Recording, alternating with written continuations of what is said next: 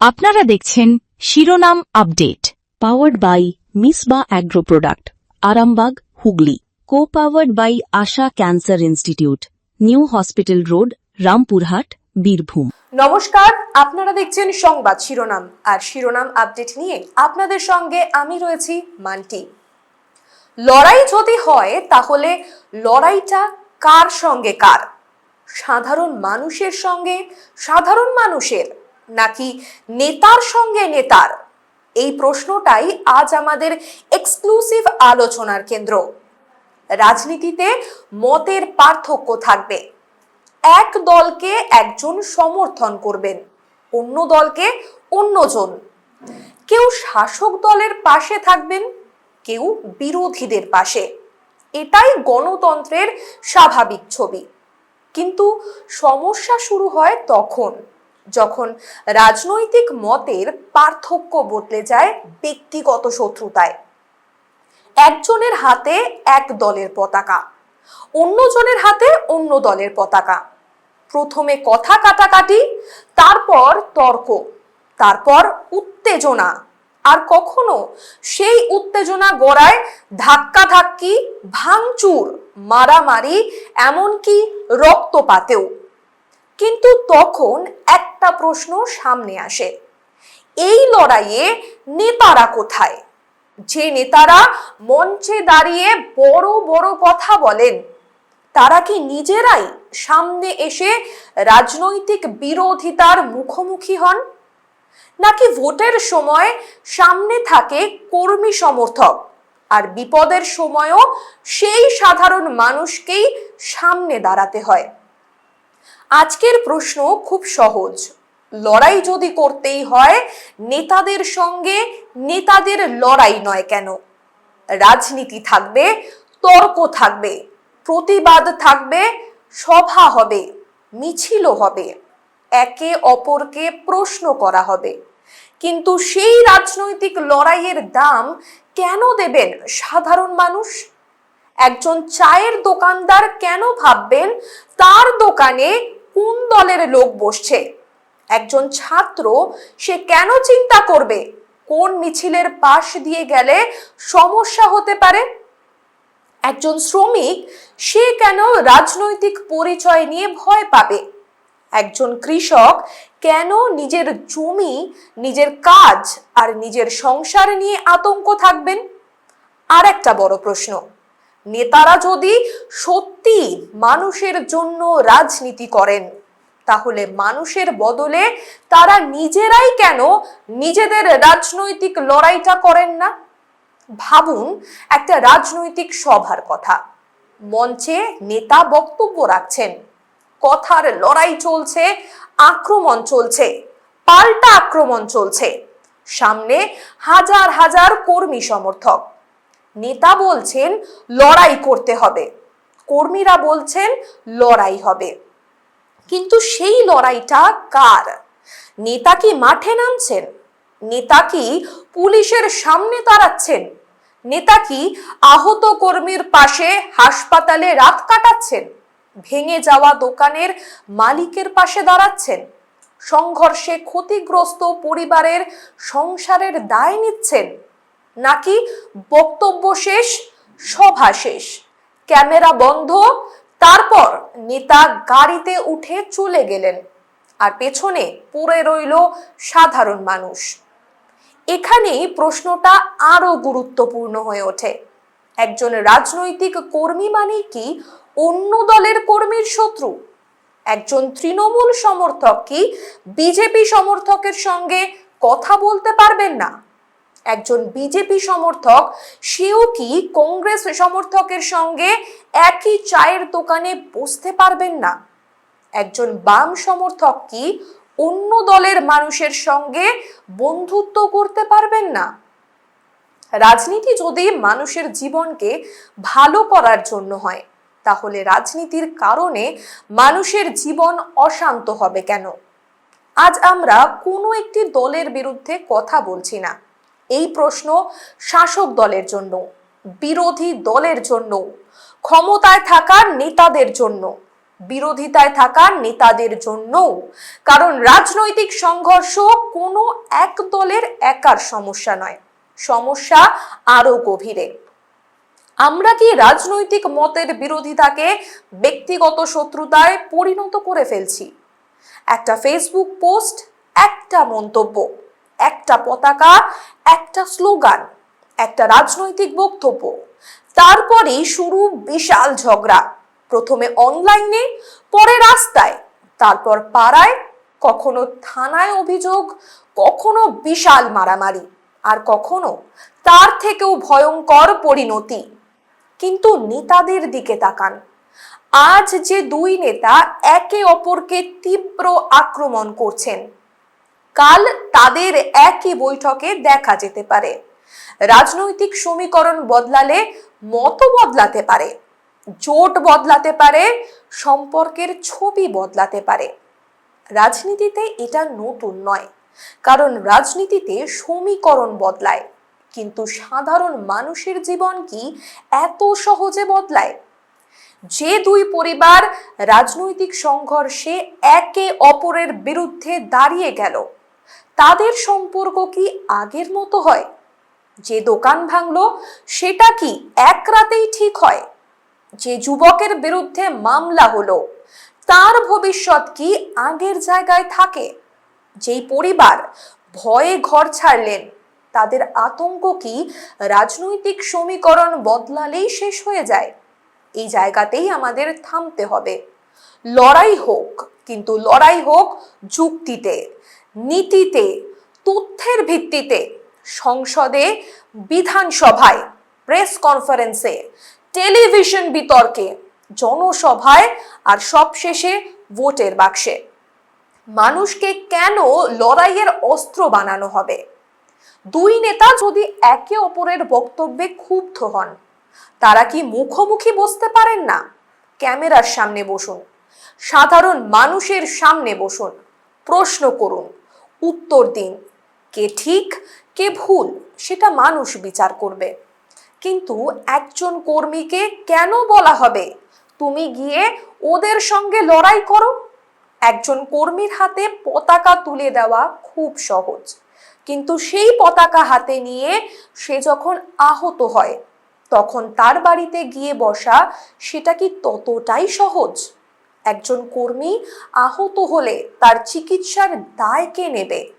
একটি দোকান ভাঙলে ক্ষতি কে পূরণ করবে? একটি পরিবারে উপার্জনকারী মানুষটি আহত হলে সংসার কিভাবে চলবে? এই প্রশ্নগুলোর উত্তরও কি নেতারাই দেবেন? এখানে একটা ছোট কিন্তু গুরুত্বপূর্ণ বিষয় আছে। অনেক সময় সংঘর্ষ শুরু হয় খুব ছোট ঘটনা থেকে। একটা পোস্ট নিয়ে ভুল বোঝাবুঝি, একটি স্লোগান নিয়ে উত্তেজনা, একটি মিছিলের রাস্তা নিয়ে বিশাল তর্ক। তারপরই সেই তর্ক ছড়িয়ে পড়ে। মুহূর্তের রাগ অনেক বড় ক্ষতি করে দিতে পারে। তাই রাজনৈতিক কর্মী থেকে সাধারণ মানুষ সবারই একটা দায় রয়েছে। কোনো খবর যাচাই না করে ছড়িয়ে দেওয়া যাবে না, কোনো গুজব শুনে রাস্তায় নেমে পড়া যাবে না, আর কারো রাজনৈতিক পরিচয় দেখে তাকে শত্রু ভাবা যাবে না। আমাদের মনে রাখতে হবে, মতের লড়াই আর মানুষের সঙ্গে লড়াই এই দুটো এক জিনিস নয়। আপনি কোনো বক্তব্যের বিরোধিতা করতে পারেন, কোনো নীতির বিরুদ্ধে প্রতিবাদ করতে পারেন, কোনো সিদ্ধান্তকে ভুল বলতে পারেন, কিন্তু তার মানে এই নয় যে সেই বক্তব্য দেওয়া মানুষটি আপনার ব্যক্তিগত শত্রু। আর নেতাদের দায় আরো বেশি, কারণ একজন নেতার একটি কথা হাজার মানুষ শুনতে পারে। একটি উত্তেজক বক্তব্য মুহূর্তের মধ্যে অনেক দূরে পৌঁছে যেতে পারে। তাই মঞ্চের মাইক শুধু শক্তি নয়, দায়িত্ব। নেতা চাইলে উত্তেজনা বাড়াতে পারেন, আবার তিনি চাইলে উত্তেজনা কমাতেও পারেন। একটা কথায় ভিড় গরম হতে পারে, আবার একটা কথাতেই ভিড় শান্তও হতে পারে। বিজ্ঞাপন বিরতির আগে দর্শকদের জন্য তাই একটা প্রশ্ন রেখে যাচ্ছি। আপনার মতে রাজনৈতিক সংঘর্ষ কমাতে সবচেয়ে বড় পরিবর্তন কোথায় দরকার? নেতাদের ভাষায়, দলের আচরণে, প্রশাসনের ভূমিকায়, নাকি আমাদের নিজেদের মানসিকতায়? অবশ্যই এই প্রশ্নের উত্তর খুঁজবো, তবে ছোট্ট একটা বিরতির পর। সঙ্গে থাকুন। উন্নতমান পুষ্টিগুণ সম্পন্ন সুস্বাস্থ্যকর এবং সুস্বাদু চাল প্রস্তুতকারী অন্যতম সংস্থা মিসবা অ্যাগ্রো প্রোডাক্ট। উন্নত মানের ধান থেকে চাল প্রস্তুত করতে আমরা উন্নত প্রযুক্তির মেশিন ব্যবহার করে থাকি। আপনার প্রতিদিনের খাদ্য তালিকায় অবশ্যই রাখুন মিসবা অ্যাগ্রো প্রোডাক্টের পুষ্টিগুণ সম্পন্ন সুস্বাদু চাল। যোগাযোগ করুন বর্ধমান রোড ভায়া বাহলানপুর, বাটলান, হুগলি। যোগাযোগ নম্বর 7001119580। ব্যারাকপুরে অত্যাধুনিক মানের চিকিৎসা পরিষেবার প্রয়াস নিয়েছে শহরের অন্যতম বেসরকারি হাসপাতাল নিউ প্যানাশিয়া। 24 ঘন্টা এমার্জেন্সি ও আইসিইউ সুবিধা, ল্যাপারোস্কোপিক সার্জারি, হাঁটু ও হিপ জয়েন্ট প্রতিস্থাপন, প্লাস্টিক সার্জারি এবং ব্রেন ও স্পাইন সার্জারি সহ স্বাস্থ্যসাথীর সুবিধাও আছে। ঠিকানা দেবপুকুর, ব্যারাকপুর, বারাসাত রোড, ব্যারাকপুর, উত্তর 24 পরগনা। যোগাযোগ 8240050422। আপনারা দেখছেন শিরোনাম update, powered by Misba agro product, Arambagh, Hooghly. Co powered by Asha cancer institute, new hospital road, Rampurhat, Birbhum. ফিরে এলাম বিরতির পর। সঙ্গে থাকার জন্য ধন্যবাদ। আপনারা দেখছেন শিরোনাম আপডেট। আমরা কথা বলছিলাম রাজনৈতিক সংঘর্ষ নিয়ে, আর এই আলোচনায় একটা বিষয় খুব পরিষ্কার: রাজনৈতিক কর্মী গণতন্ত্রের গুরুত্বপূর্ণ অংশ, কিন্তু কর্মীকে সংঘর্ষের জ্বালানি বানানো যায় না। রাজনৈতিক আনুগত্য থাকতে পারে, নিজের দলের প্রতি বিশ্বাসও থাকতে পারে, কিন্তু সেই বিশ্বাস মানুষের নিরাপত্তার চেয়ে বড় হতে পারে না। একজন নেতা সত্যি শক্তিশালী হলে তিনি একটা কথা বলবেন: আমার বিরুদ্ধে রাজনৈতিক লড়াই করুন, কিন্তু আমার দলের কর্মীকে আঘাত করবেন না। অন্য দলের নেতা বলবেন, আমাদের মত আলাদা হতে পারে, কিন্তু আপনার কর্মী আমার শত্রু নয়। এই ভাষা কি অসম্ভব? একেবারেই নয়, বরং এই ভাষাই হওয়া উচিত রাজনীতির নতুন ভাষা। আমরা এমন রাজনীতি চাই যেখানে দুই দলের কর্মী একই পাড়ায় থাকবেন, একই বাজারে যাবেন, একই স্কুলে সন্তানকে পাঠাবেন, একই হাসপাতালে চিকিৎসা নেবেন, একই মাঠে দৌড়াবেন, উৎসবে একে অপরকে শুভেচ্ছা জানাবে, ভোটের দিনে আলাদা বোতামে ভোট দেবেন, কিন্তু ভোট শেষ হলে আবার পাশাপাশি মানুষ হয়ে থাকবেন। এটাই তো গণতন্ত্র। কিন্তু আজ অনেক সময় রাজনৈতিক পরিচয় মানুষের ব্যক্তিগত পরিচয়ের জায়গা নিয়ে নিচ্ছে। প্রথম প্রশ্ন হয়ে যাচ্ছে, ও কোন দলের? কিন্তু আসল প্রশ্ন হওয়া উচিত, মানুষটি কেমন? কেউ অন্য দলকে ভোট দেন মানেই তিনি আপনার শত্রু নন। কেউ আপনার মতের বিরোধিতা করেন মানেই তিনি সমাজের বিরোধী নন। গণতন্ত্রের আসল সৌন্দর্য হলো আমরা একমত না হয়েও একসঙ্গে থাকতে পারি। তাই নেতাদের কাছে প্রশ্নটা সরাসরি: আপনারা যদি একে অপরের রাজনৈতিক প্রতিপক্ষ হন, সামনে আসুন, মুখোমুখি আসুন, তথ্য দিয়ে লড়ুন, যুক্তি দিয়ে লড়ুন, নীতির প্রশ্নে লড়ুন, ভোটে লড়ুন, জনমত দিয়ে লড়ুন। কিন্তু কর্মীকে কেন সামনে পাঠাবেন? সাধারণ মানুষকে কেন বিপদের মধ্যে ফেলবেন? যে নেতা নিজের কর্মীদের শান্ত রাখতে পারেন না, তিনি কিভাবে সমাজকে শান্ত রাখবেন? যে নেতা রাজনৈতিক মতভেদকে শত্রুতায় পরিণত করেন, তিনি কিভাবে মানুষের মধ্যে সম্প্রীতির কথা বলবেন? এখানেই নেতৃত্বের পরীক্ষা। শুধু ভিড় তৈরি করা নেতৃত্ব নয়, ভিড়কে শান্ত রাখাও নেতৃত্ব। শুধু স্লোগান তৈরি করা নেতৃত্ব নয়, স্লোগানের পরে কি হবে সেটাও ভাবা নেতৃত্ব। শুধু ভোট চাওয়া নেতৃত্ব নয়, ভোটের পরে মানুষের পাশে দাঁড়ানোই আসল নেতৃত্ব। একবার ভেবে দেখুন, একজন নেতা মঞ্চে দাঁড়িয়ে কথা বলছেন, তার হাতে মাইক, তার পাশে নিরাপত্তা, তার সামনে ক্যামেরা, আর কর্মীর হাতে পতাকা, কর্মীর সামনে বিশাল ভিড়।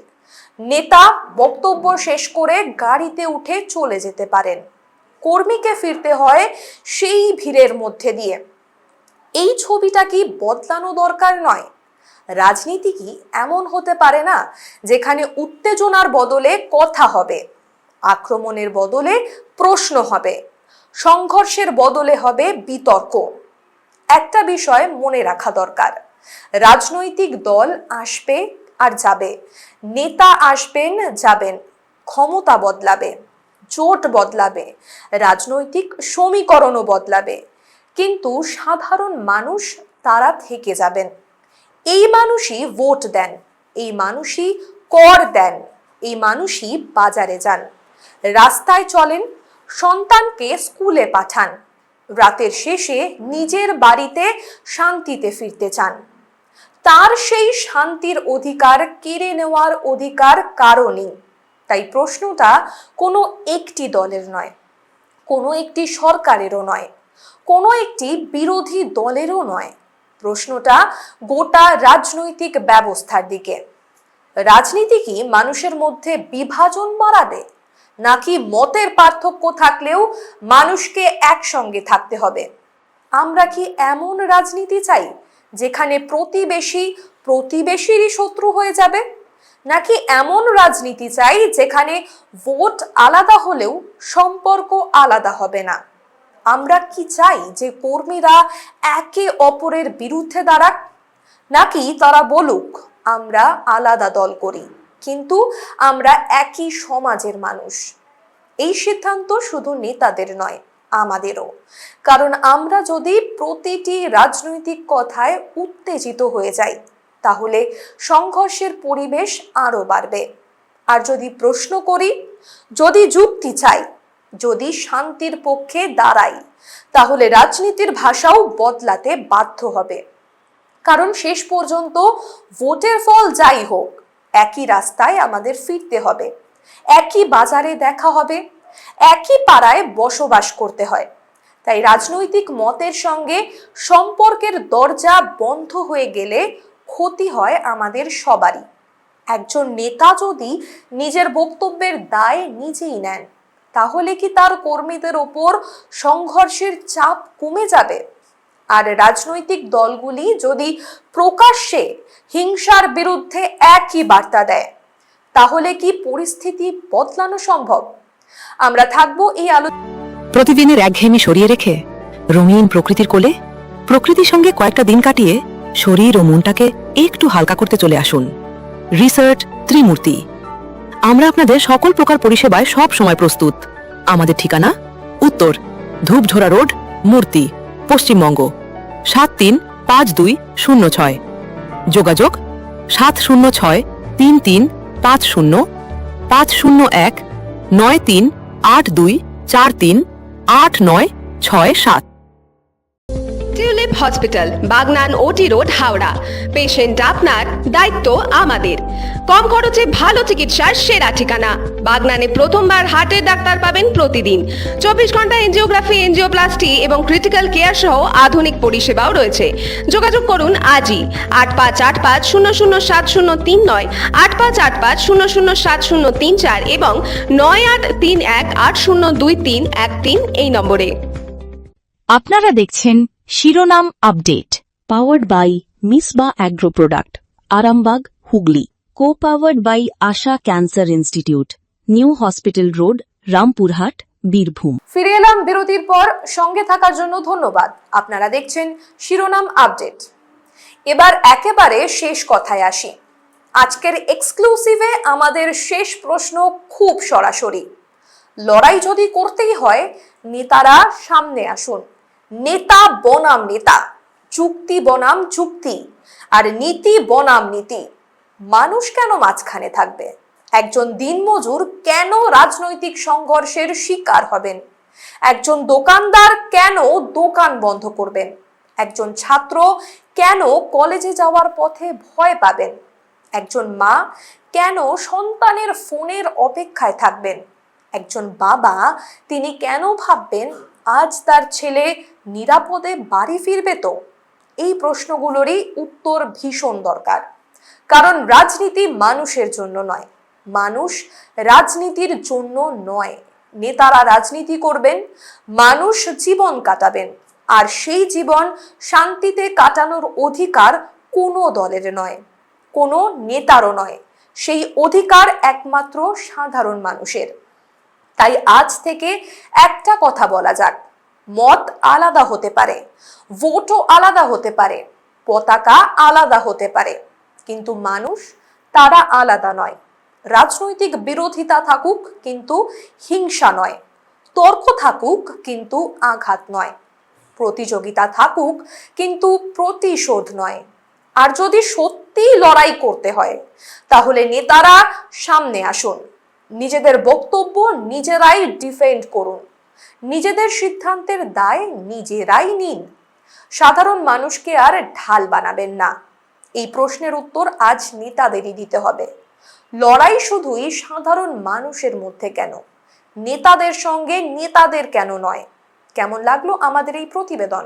কমেন্ট করে অবশ্যই জানাবেন, আর লাইক, শেয়ার, সাবস্ক্রাইব করতে একদম ভুলবেন না। শিরোনাম আপডেট আজ এ পর্যন্তই। দেখতে থাকুন সংবাদ শিরোনাম। নমস্কার। আপনারা দেখছেন শিরোনাম update, powered by Misba agro product, Arambagh, Hooghly. Co-powered by Asha cancer institute, new hospital road, Rampurhat, Birbhum.